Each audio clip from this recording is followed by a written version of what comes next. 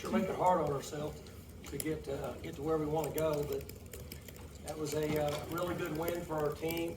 Very proud of them. I told them in the locker room that it's starting to sound like a broken record now after last week, and then this game is. I think it's pretty fair to say that the situation we were in and behind, and they did a good job. They had a lot of different things. They could put all their chips out, no matter what their hand was. You know, they could have a poor hand and put them all out. They did the right thing. They were try to win at all costs. Makes it difficult. We were concerned about that. We talked about them having several different fakes and things in special teams, and we were right. We just didn't. We couldn't defend them the way we should have. But guys kept playing. Coaches did a great job of adjusting at halftime. Players grabbed the information, took it out there. You know, it was that one wasn't an easy one to come back when you have to throw a few passes. It was raining pretty good now out there, and we were able to throw and catch. So I told them I was proud of it. It was a good culture win for us. They're learning how to dig themselves out of a hole, not point fingers at each other. Coaches don't point fingers at each other. They absorb information on the sideline, make changes, take it back out on the field and go play.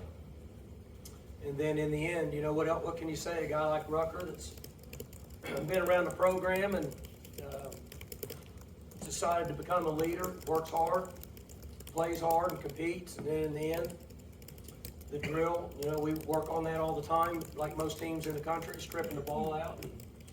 And he's, at the last second, gets it stripped out and ends the game. So couldn't be more proud of him and our accomplishment. We did a good job with penalties. We only had 5 penalties for 36 yards. We were good on third downs overall, 7 of 17. Defensively, we were pretty good on third downs, 5 of 15. Obviously, we gave them some points with interceptions, but Hawley was able to run for us in the second half, make big runs, make a couple runs that were somewhat on his own. Found a way to get it done. The last touchdown, that was a heck of a run. Guys rallied back. I was proud of our receivers. I don't think we had any drops today, which is not easy in this weather.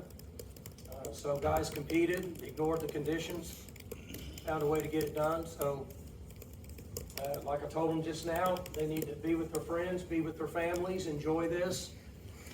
And they got to come back and go to work tomorrow.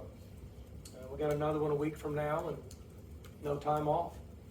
So I told them that I can't control them, just like I can't play for them in games. They got to decide whether they want to play. They got to decide whether they want to be reckless with their body. They got to decide whether they want to compete. I can control the coaches. I can make them work their butt off over the next 5 days, but then they have to make that choice themselves.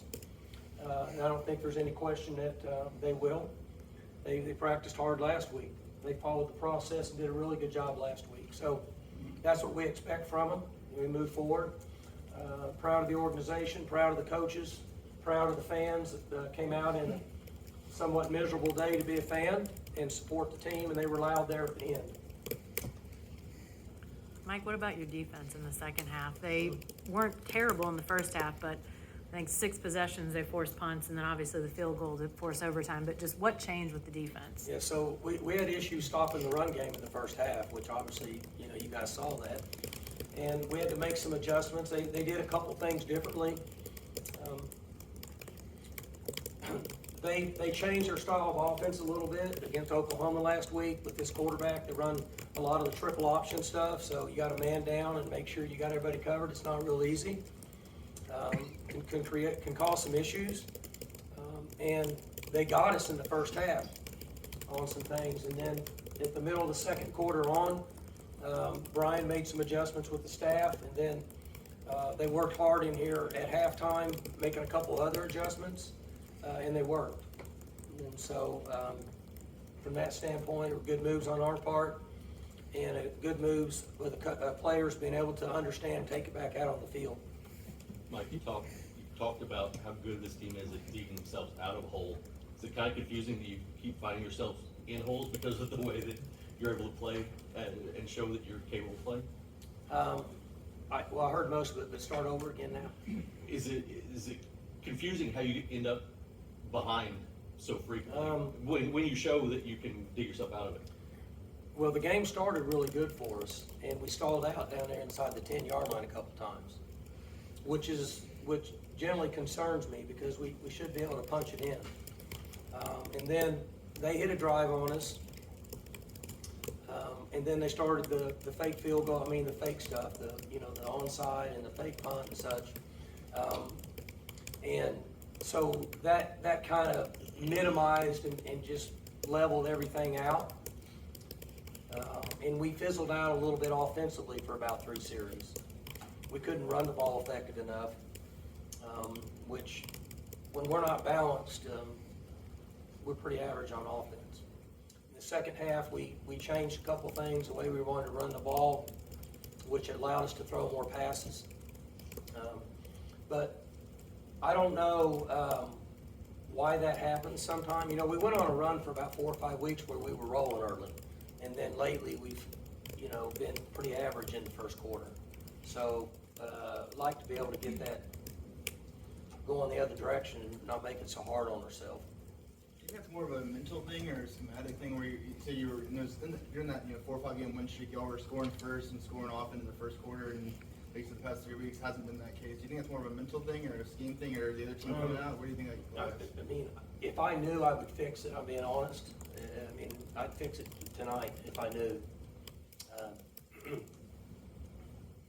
I don't have that answer for you. I'd have to make something up, which I'm good at that, but I'd have to make it up. I don't know what's causing that.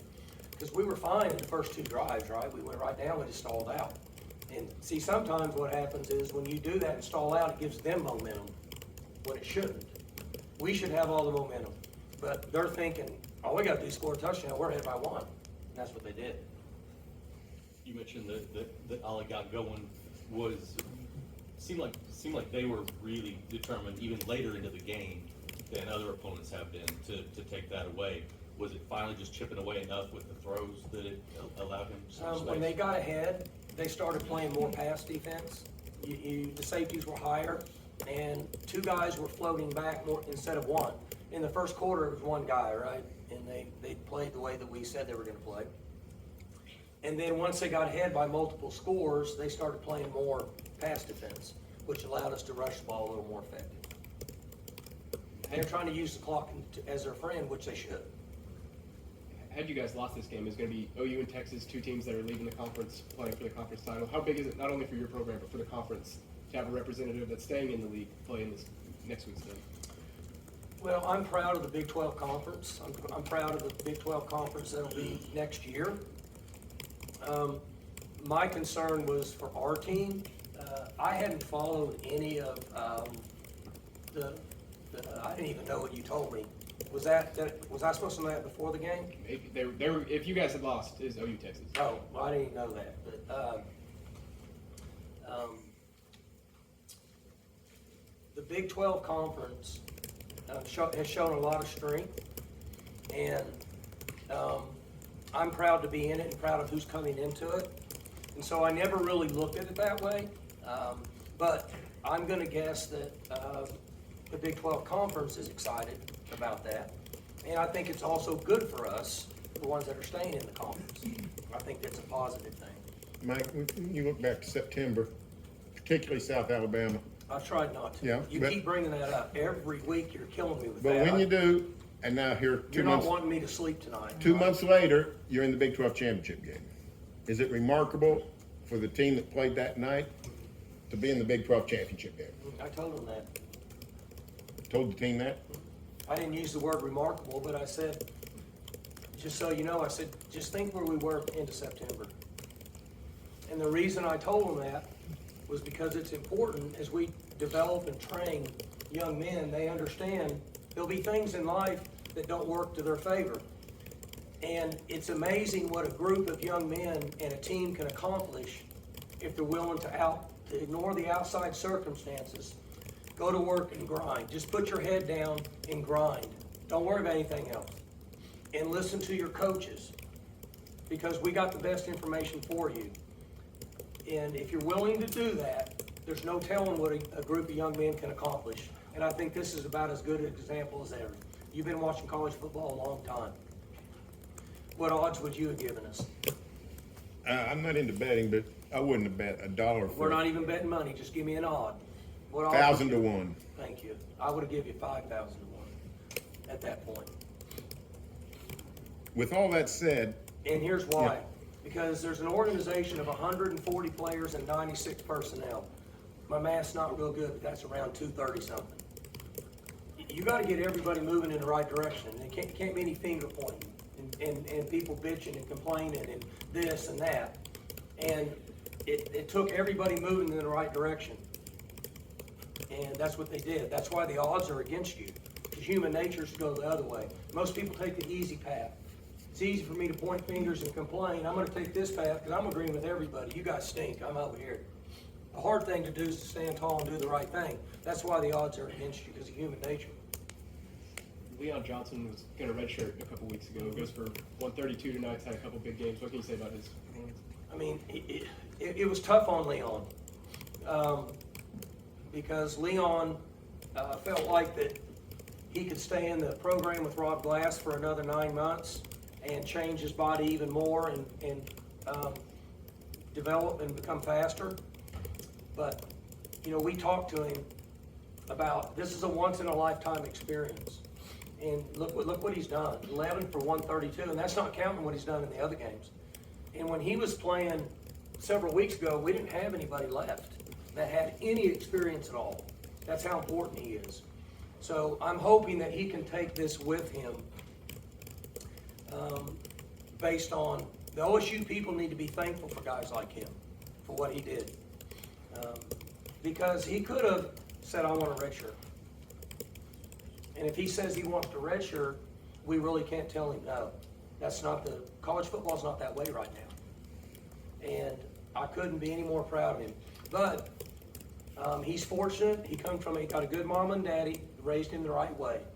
And they've given him good values. And then in the end, his core values matched ours, and that's the result you get. So Mike, since Texas wasn't on your schedule, how aware have you been of Texas and the season? Well, we see him on some crossover tape, and then, I mean, I watch him play a few games, not a lot, but obviously Texas is playing at a very high level right now. Texas has good players. Texas has great players. They've always had them. They play at a high level. They're not an easy team to play, but I like my team. You, I mean, you'll have a much better sense of the whole of Texas's team in the next couple of days, but, you know, you kind of had their number since 2010, but do you think this might be the best of the Texas teams you will have faced in that? This year, Yeah, from a this year's distance, team. without really looking at it, I think it's pretty safe to say they've gone on a, what are they, 11-1? They lost at the end of the game to Oklahoma. I did watch that game. Oklahoma went down the field at the end of the game.